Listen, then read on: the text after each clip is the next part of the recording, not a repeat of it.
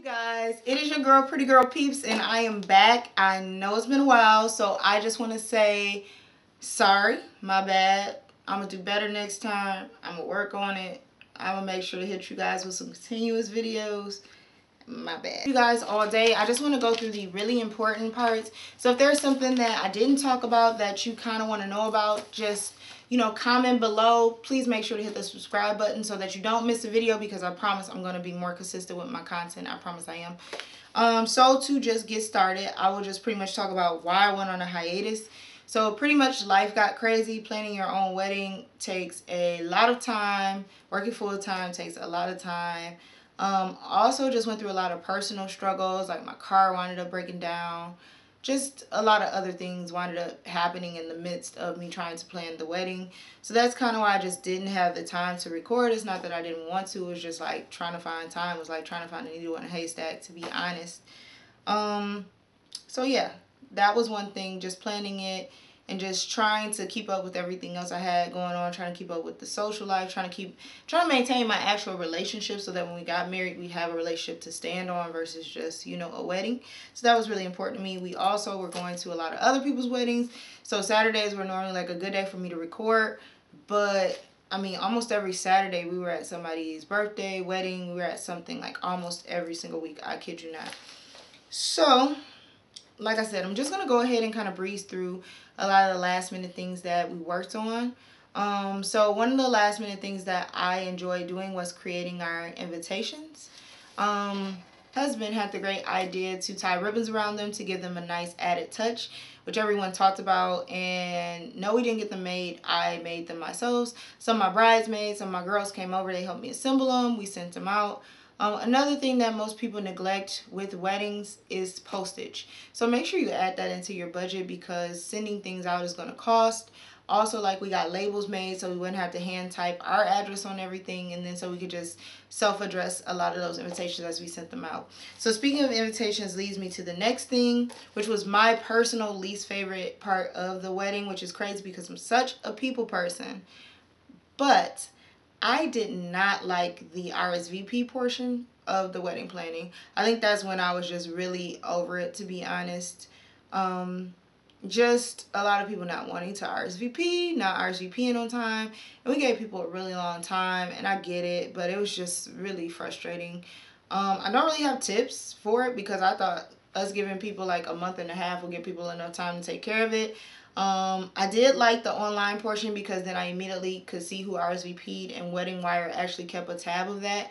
So that was nice. So I could actually keep mentally note how many people we really had coming, or about a rough estimate of how many people we had coming.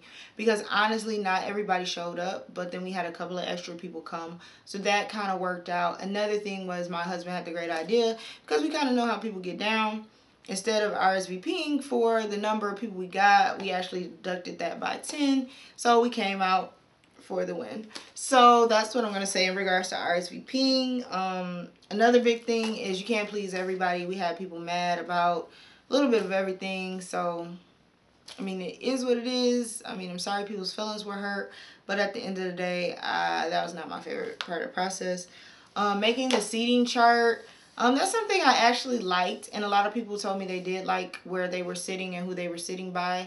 I thought it was important to have a seating chart because even though you want people to mix and mingle, you still want people to be comfortable, and you don't want people who might not necessarily not get along to somehow wind up sitting together because there aren't any seats. Plus, we had special reserved tables for both of our moms, so I wanted to make sure that those tables were adhered to, and those tables felt, a little bit more special because those were our moms. Another big thing to think about is music. We definitely, well, more so me because I'm such a music head, we chose songs that really set the emotion for the day. We had an unplugged ceremony, so what that meant was we decided no videos, no cameras inside the actual ceremony, because we really just wanted people to feel the ceremony. We wanted people to feel like they were really a part of what we were doing and what we were saying and why we were saying and doing the things that we were doing at that time. So we really wanted to set the emotions from the song that Darian walked into all the way to the songs that we went out to. So that was very important to us. Transportation, we did get a party bus for our wedding party from the hotel to the church. which there was an accident on the highway, so that made some things change. But other than that, I'm really glad we got a party bus. Not just a party, but I think it's important so people get there on time, so people are all on one accord, and so then people, if they're drinking, they don't have to drive. So to me, that was very important. Another thing that was important was the centerpieces.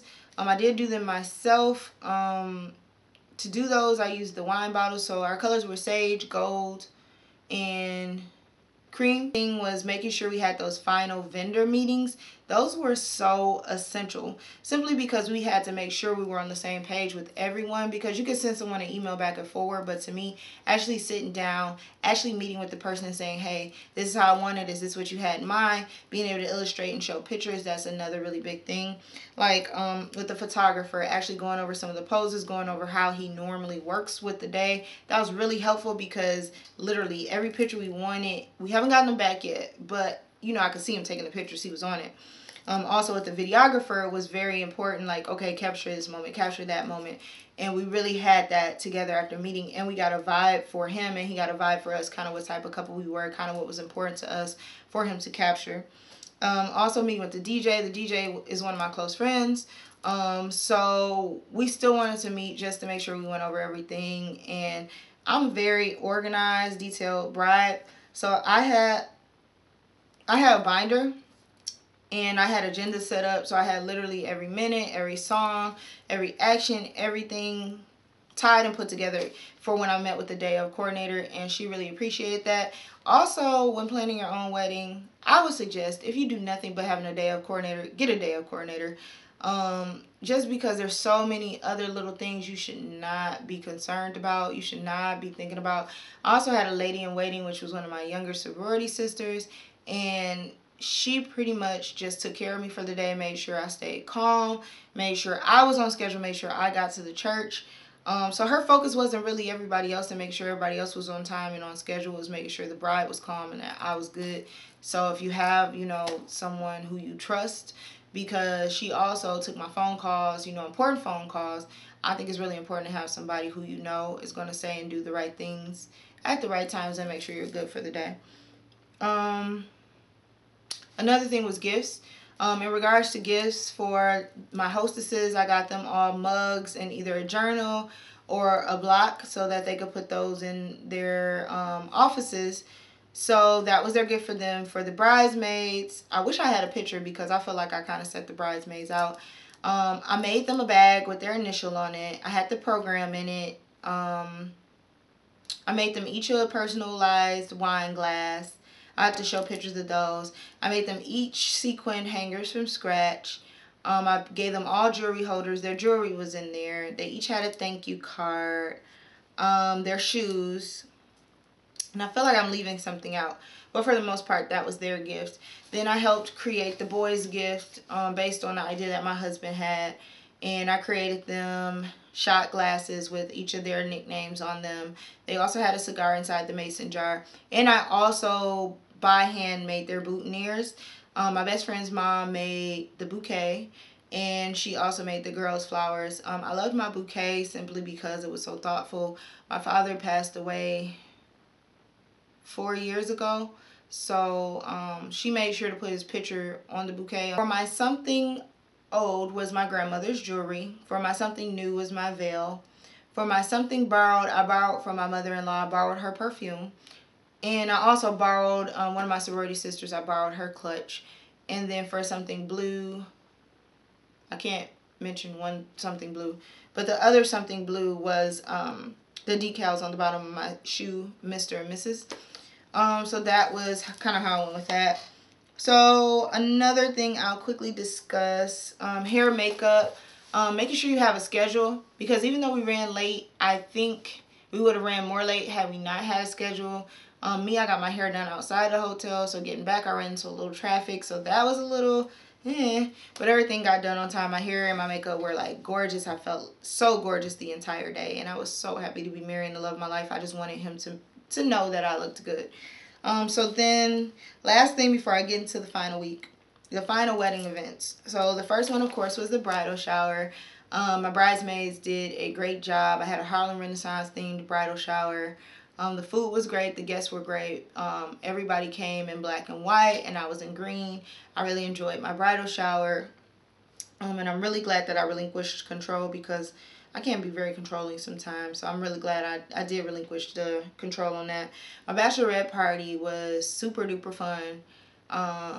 It was like 3 parts, so I didn't know where we were going. The first part was at a Greek restaurant in Greektown, downtown Detroit, by the casino.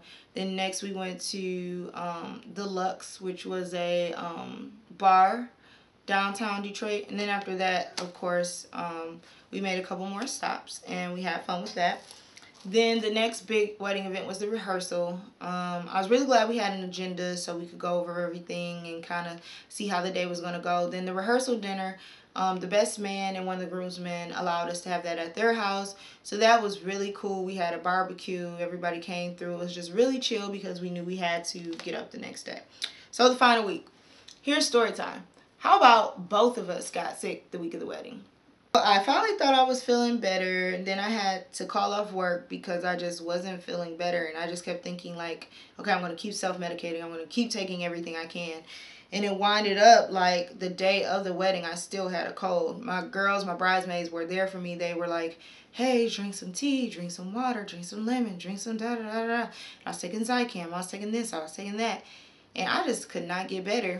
So I literally said the vows sick with like a plugged up nose. I barely got through them, but I got through them and I was able to marry the love of my life. So the day was just magical. Like, it was just wonderful. Like, all the stress, everything definitely paid off. If I was to kind of give like a shoulda, coulda, woulda, however, I wouldn't have listened to as many people's opinions as I did.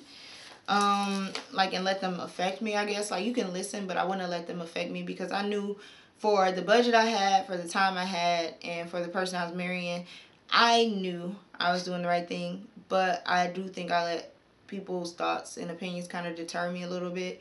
So that's one thing I would have changed. And just made sure I enjoyed more.